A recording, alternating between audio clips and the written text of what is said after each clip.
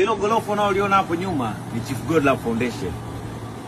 Hili gorofa nimejenga maalum, nimetumia almost karibia bilioni 300 kwa lengo la kusaidia yatima, wajane na watu wasiojiweza, albinism, watu ambao wana shida ya matibabu hospitalini, yatima, watoto wanaoishi mtaani, lakini pia na watu ambao wanasumbuka kwenye masuala ya kipato, hasa wakina mama, kwa sababu mimi naamini kwamba mama anapoenda kupambana ina maana ana watoto nyuma anaopambana kwa ajili yao.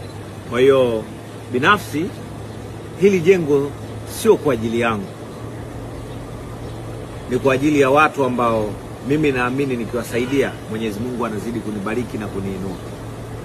Hili jengo naloliona nyuma hapa nimelijenga maalum, ilikuwa ni moja kati ya ndoto.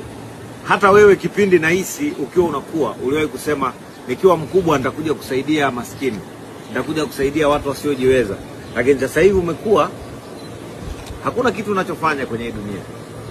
Mimi angalau hata leo nikifa kuna kitu nimeacha legacy, nimeacha icon hiyo nyuma. Haya magari ya kifahari yapo, yatapita, lakini hichi kitu kitaendelea kuishi. Na hii ni foundation maalum ambayo mimi pamoja na wewe tunaweza kuungana kusaidia watu wasiojiweza. Mimi naweza nikakutana na matatizo ya watu ambayo yatakuhitaji wewe, pia tuungane kwa pamoja, tushirikiane kwa ajili ya kuwasaidia hao watu. Hili jengo naloliona nyuma ni taasisi imesajiliwa kiserikali, inatambulika, ni Chief Godlove Foundation ambayo ipo kwa ajili ya kusaidia watu wasiojiweza.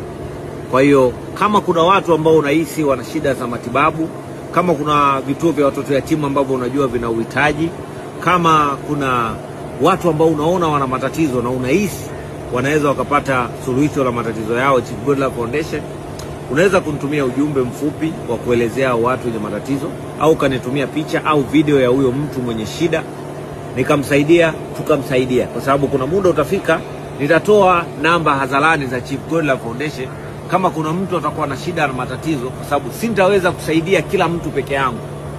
Mimi binafsi nitasaidia watu, lakini mimi pamoja na wewe tunaweza tukasaidia watu wengi.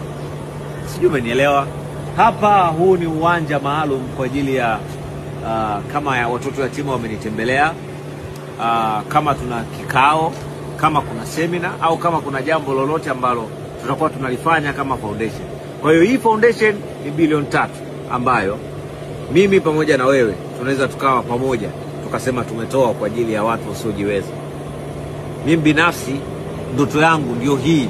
Nilisema nikiwa mkubwa nitasaidia